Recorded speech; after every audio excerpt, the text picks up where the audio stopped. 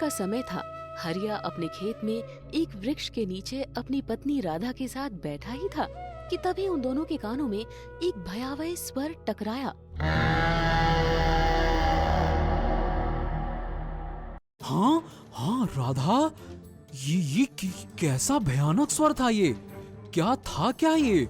मेरे तो शरीर के रोंगटे खड़े हो गए। मैंने इतना भयानक स्वर अपने जीवन में कभी नहीं सुना। हरिया तुरंत खड़ा होकर इधर उधर देखने लगा। राधा, मुझे तो दूर दूर तक कोई नहीं दिखाई दे रहा। कहीं वो आवाज हमारा भ्रम तो नहीं थी? तभी उन दोनों के कानों में फिर से वही भयानक स्वर टकराया। मुझे तो बहुत डर लग रहा है, हमें जल्दी से घर चलना चाहिए। हाँ, तुम सही कह रही हो राधा, लेकिन मेरी समझ में नहीं आ रहा है कि आखिरकार कौन इतनी भयानक आवाज में गुर्रा रहा है। तभी जमीन हिलने लगी और उस भयानक गुर्राहट का शोर तेज हो गया। आवाज कहीं और से नहीं बल्कि जमीन के अंदर से आ रही है। अपनी जान बचाकर भागो। तभी जमीन फट गई और फटी हुई जमीन के अंदर से काला धुआं निकलकर बाहर आ गया। कुछ देर बाद उन दोनों की लाशें उनके खेत में पड़ी हुई थी। मुखिया गांव वासियों के साथ खड़ा हुआ डरी हुई आंखों से उन दोनों की लाशों को देख रहा था। हरिया और राधा का जवान पुत्र प्रताप फूट फूट कर रो रहा था।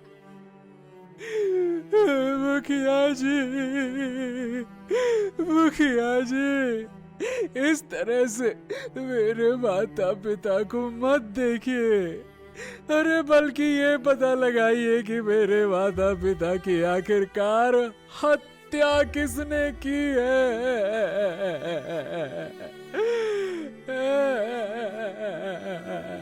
अपने आप को शांत करो प्रताप, शांत हो जाओ, शांत।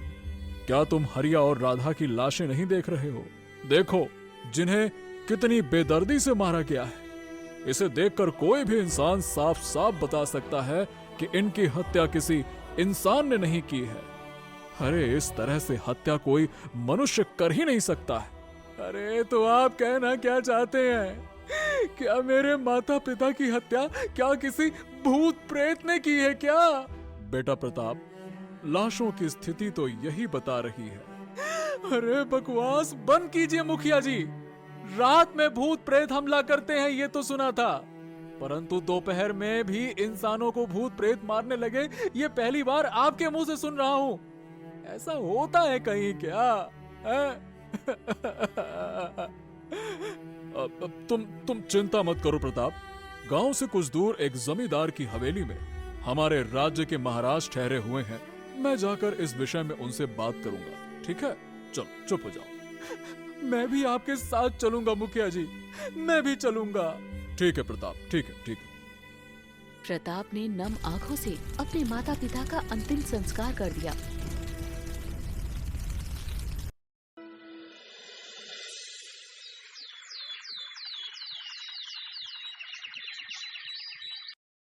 और अगले दिन मुखिया प्रताप को पड़ोस के गांव के जमींदार की हवेली में ले गया। महाराज, हमारे गांव में एक भारी विपत्ति आई है। कैसी विपत्ति? महाराज, मेरे साथ जो युवक खड़ा है उसका नाम प्रताप है। कल ही इसके माता पिता की किसी ने बड़ी बेदर्दी से हत्या कर दी। अरे रे, क्या बताऊं आपको, उसकी लाशें बड़ी बुरी अवस्था में उसके ही खेत में पाई गई। तभी वहां पर जमींदार आकर राजा प्रताप से बोला, महाराज, उनकी हत्याओं के चर्चे तो बड़ी तेजी से दूर दूर तक राज्य में फैल गए। उड़ते उड़ते मेरे कानों में ये खबर पहुंची है कि शवों की हालत बहुत ही बुरी अवस्था में थी। उन्हें देखकर ऐसा लगता था मानो कि उनके शरीर का किसी ने एक एक खून का कतरा निचोड़ लिया हो। ये सुनकर राजा संग्राम सिंह बुरी तरह से चौंकता हुआ बोला, तो तुम कहना क्या चाहते हो जमींदार, कि प्रताप के माता पिता की हत्या किसी मनुष्य ने नहीं बल्कि किसी भूत प्रेत पिशाच या राक्षस ने की है? ऐसा मैं नहीं कह रहा महाराज, राज्य के सभी लोग कह रहे हैं। महाराज, इस मामले को जल्द से जल्द सुलझा दीजिए। मुझे डर है कि कहीं गांव में भय का माहौल व्याप्त न हो जाए। ठीक है, हम अपने गुप्तचर तुम्हारे गांव में फैला देंगे और जैसे ही हमें कोई सूचना मिलेगी हम उसी आधार पर अपना अगला कदम उठाएंगे। ठीक है, चलो अब तुम दोनों जा सकते हो। प्रताप मुखिया के साथ जमींदार की हवेली से बाहर निकलकर मुखिया से बोला, मुझे लगता है मुखिया जी कि महाराज इस मामले में कुछ भी नहीं करेंगे। अब भला ये कौन सी बात रही कि पहले वो गांव में गुप्तचर भेजेंगे और गुप्तचर की दी हुई सूचना के आधार पर ही अपना अगला कदम उठाएंगे। अरे हम आंखों देखा हाल बता तो रहे हैं उनको, फिर क्यों नहीं समझ में आ रहा उनको? अब देखो प्रताप, महाराज को अपने तरीके से मामले की छानबीन करने दो। ठीक है, मुझे पता है कि आप ऐसा क्यों बोल रहे हैं। अगर आपने अपने परिवार का कोई सदस्य खोया होता ना, तब आपको समझ में आता कि परिवार को खोना कैसा होता है। बकवास बंद करो प्रताप, बहुत हो गया। अरे तुम्हारे माता पिता से मुझे भी हमदर्दी है। तुम्हारा पिता हरिया मेरा बचपन का दोस्त था, उसकी हत्या का मुझे भी बहुत ज्यादा दुख है बेटा।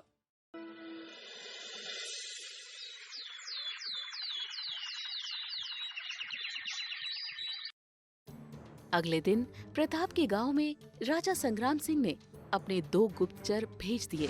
वो दोनों हरिया के खेत में छुप कर बैठ गए।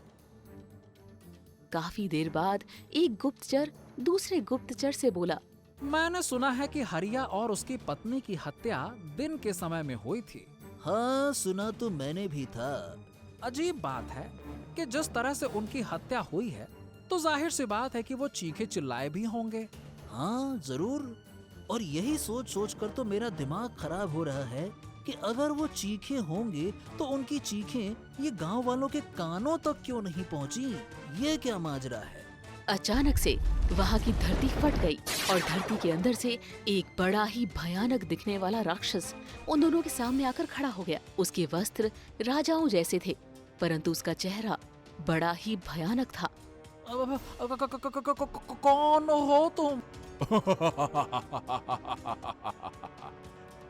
मैं एक राक्षस हूँ और तुम दोनों की मौत बनकर आया हूँ।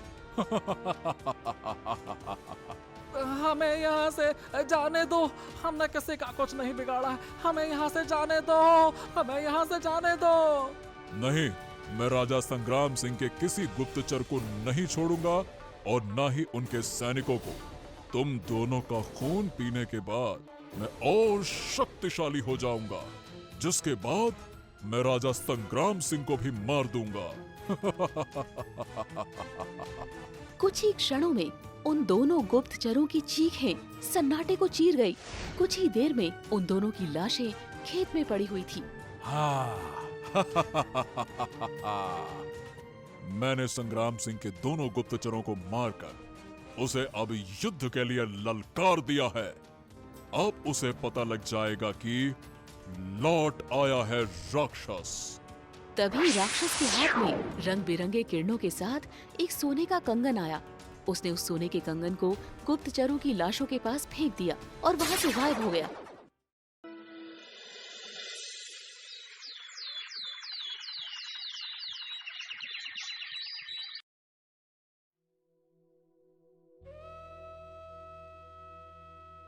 राजा संग्राम सिंह अपने महल के बगीचे में टहल रहा था कि तभी उसका मित्र संपत आ पहुंचा।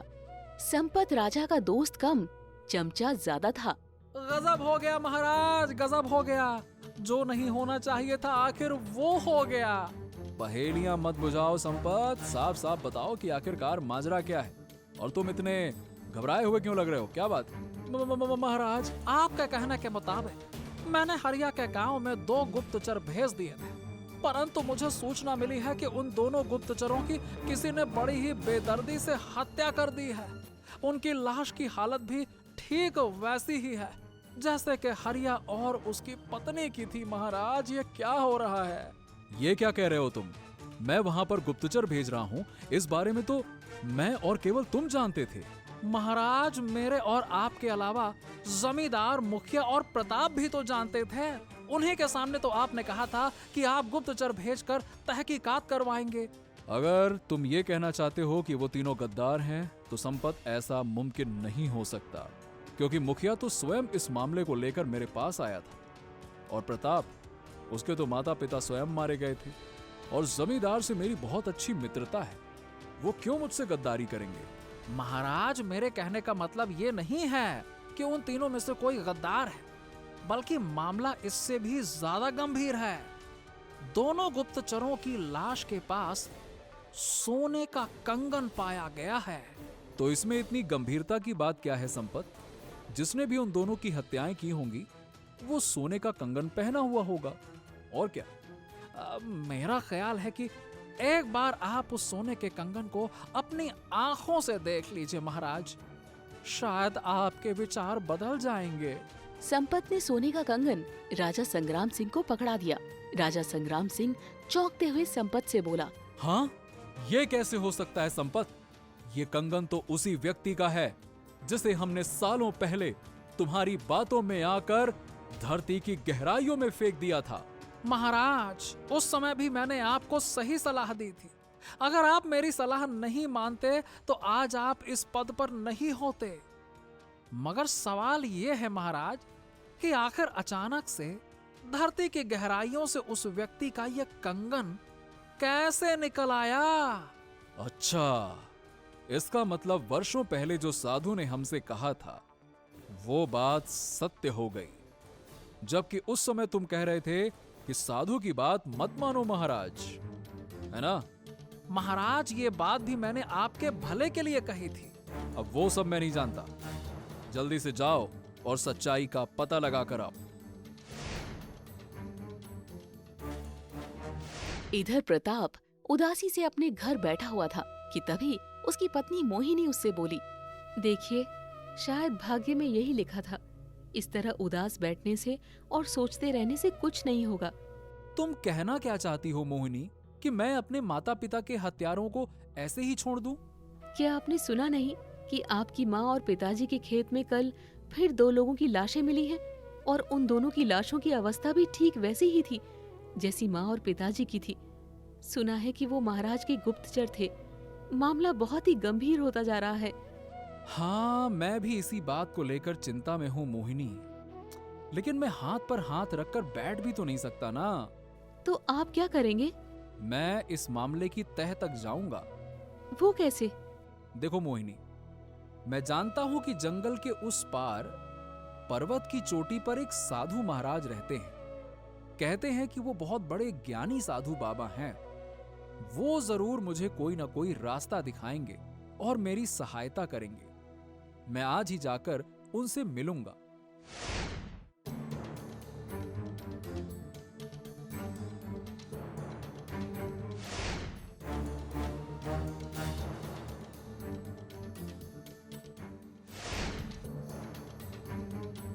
प्रताप जंगल के रास्ते को पार करता हुआ पर्वत की चोटी पर चढ़ गया।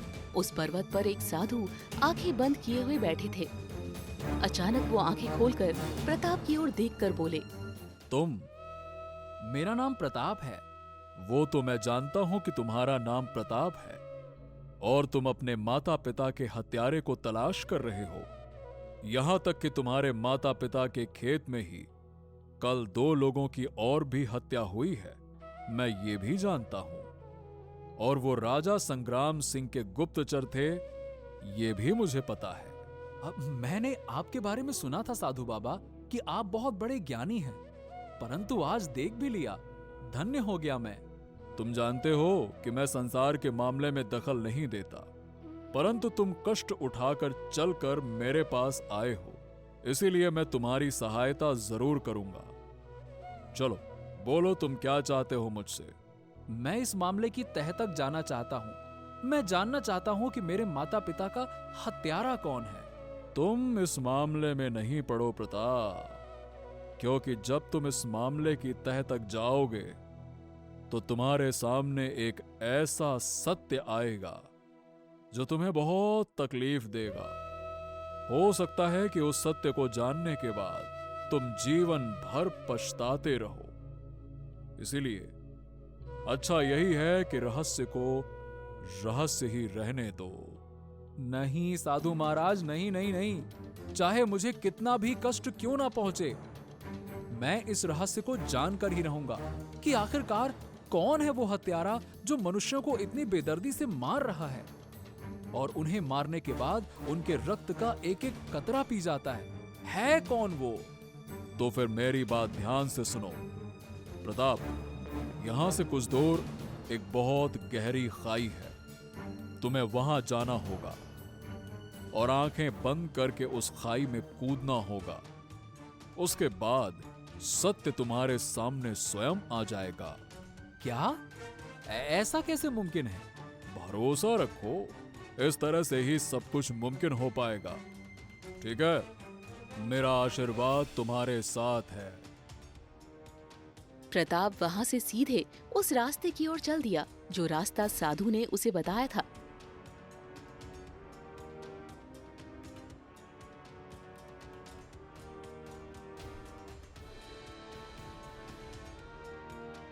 कुछ ही देर के बाद प्रताप को एक बहुत ही बड़ी खाई नजर आई। प्रताप आंखें बंद करके उस खाई में तुरंत कूद गया। अगले ही पल उसने स्वयं को एक महल में पाया। उस महल के सिंहासन पर एक राजा बैठा हुआ था, जो प्रताप को देखकर चौंकता हुआ बोला, कौन हो तुम? शक्ल से तुम एक मनुष्य दिखाई देते हो। तुम्हें पता नहीं है कि यहाँ मनुष्यों का आना मना है? शक्ल से तो आप भी एक मनुष्य ही दिखाई देते हो। परंतु मैं मनुष्य नहीं हूँ। तो फिर कौन हो तुम? यह जानना तुम्हारा काम नहीं है। मुझे सिर्फ ये बताओ कि तुम यहाँ पर क्यों आए हो? प्रताप सारी घटना बताते हुए उस राजा से बोला, मैं केवल अपने माता पिता के हत्यारे को तलाशने के लिए आया हूँ। मैं जानना चाहता हूँ कि वो कौन सा हत्यारा है जो बेदर्दी से हत्या करने के बाद उनका खून तक पी जाता है कौन वो? जिस तरह से तुम बता रहे हो, उस तरह से हत्या केवल राक्षस ही कर सकते हैं। शायद वो हत्यारा एक राक्षस है जो पाताल लोक से तुम्हारी धरती तक आ पहुंचा है। परंतु बहुत अजीब बात है, पाताल लोक के राक्षस धरती तक नहीं पहुंच पाते। उन्हें अनुमति ही नहीं है। यह जरूर बनाया हुआ राक्षस है। ये सुनकर प्रताप बुरी तरह से चौंक पड़ा। मतलब एक राक्षस वो होते हैं जो जन्म से राक्षस होते हैं, और दूसरे राक्षस वो होते हैं जो जन्म से नहीं होता। या तो उसे राक्षस बनाया जाता है या फिर वो राक्षस बन जाता है। अरे वो चाहे जन्मजात राक्षस हो या बनाया हुआ राक्षस हो, मैं तो बस उसे मारना चाहता हूँ ताकि वो मेरी धरती पर और निर्दोष लोगों की हत्या ना कर सके। ठीक है, मैं अभी पता करता हूँ कि वो कहाँ पर है। राजा ने अपनी आंखें बंद कर ली।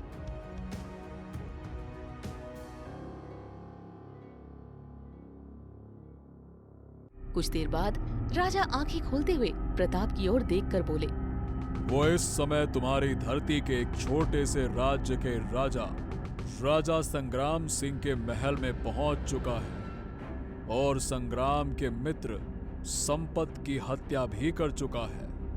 और मुझे लगता है कि वो राजा संग्राम सिंह की हत्या करने के इरादे से वहां पर गया हुआ है। तुम्हें वहां पर तुरंत पहुंचना होगा। लेकिन मैं इतनी जल्दी वहां नहीं पहुंच सकता। मेरे पहुंचने से पहले वो महाराज की हत्या कर देगा। तभी राजा के हाथों में रंग बिरंगी किरणों से चमकती हुई एक तलवार आ गई। अपनी आंखें बंद करो और महल का स्मरण करो। तुम महल के अंदर ही अपने आप को पाओगे। राक्षस का अंत इसी तलवार के द्वारा ही किया जा सकता है। जैसे ही तुम तलवार से राक्षस का अंत करोगे, ये तलवार तुम्हारे हाथों से गायब हो जाएगी। राजा के कहने के मुताबिक प्रताप ने अपनी आंखें बंद कर ली और महल का स्मरण करने लगा। अचानक उसने अपने आप को महल के अंदर पाया। प्रताप ने देखा कि एक बड़ा ही भयानक दिखने वाला राक्षस राजा संग्राम सिंह को पकड़े हुए था और राजा के मित्र संपत की लाश फर्श पर पड़ी हुई थी। प्रताप चीखते हुए बोला, महाराज को छोड़ दे। छोड़ दे? तुम जिसे महाराज समझ रहे हो ना, वो महाराज नहीं बल्कि एक धोखेबाज है। झूठ बोल रहे हो तुम। धोखेबाज तुम हो। धोखे से इंसानों को तुम मारते हो। तुमने मेरे माता पिता की हत्या की है। छोड़ दो महाराज को। तुम जिन्हें अपना माता पिता समझ रहे थे ना, वो तुम्हारे असली माता पिता नहीं थे। ये क्या बकवास कर रहे हो तुम? सही कह रहा हूं मैं। तुम्हारा पिता तुम्हारे सामने खड़ा है। मतलब मैं ही तुम्हारा पिता हूँ। राक्षस ने इतना बोलकर राजा संग्राम सिंह की गर्दन उसके धड़ से अलग कर दी। क्या? अरे तुम मेरे पिता हो ही नहीं सकते, बल्कि तुम मेरे माता पिता के हत्यारे हो, हत्यारे। तुमने मेरे माता पिता की हत्या की है। नहीं प्रताप, मैं ही तुम्हारा पिता हूँ। आज से 30 वर्ष पहले मैं इस राज्य का राजा हुआ करता था और राजा संग्राम सिंह मेरा सेनापति था। संपत उसका मित्र था। संपत ने संग्राम सिंह को मेरे खिलाफ भड़काया और उसे मुझे मारकर राजा बनने का लालच दिया। संग्राम सिंह ने मेरे ही महल के 2 गुप्तचर हरिया और राधा को अपनी ओर कर लिया। रात के समय हरिया और राधा ने मुझे बताया कि मेरा शत्रु किसी बुरी नीयत से मेरे राज्य में घुस आया है। मैंने तुरंत संग्राम सिंह को सेना तैयार करने के लिए कहा। संग्राम सिंह ने कहा कि वो शत्रु अकेला खाई के पास छुपा हुआ है, सेना ले जाने की कोई जरूरत नहीं है। बस मैं उसकी बातों में आ गया और उसके साथ चला गया। संग्राम सिंह ने खाई के पास पहुंचकर धोखे से मुझे तलवार से घायल कर दिया। वो मुझे खाई में फेंकने ही वाला था कि तभी वहां पर एक साधु महाराज आ गए। साधु ने राजा संग्राम सिंह से मना किया कि अगर अमावस की रात वो मुझे खाई में मारकर मुझे फेंकेगा तो मैं एक राक्षस में परिवर्तित हो जाऊंगा।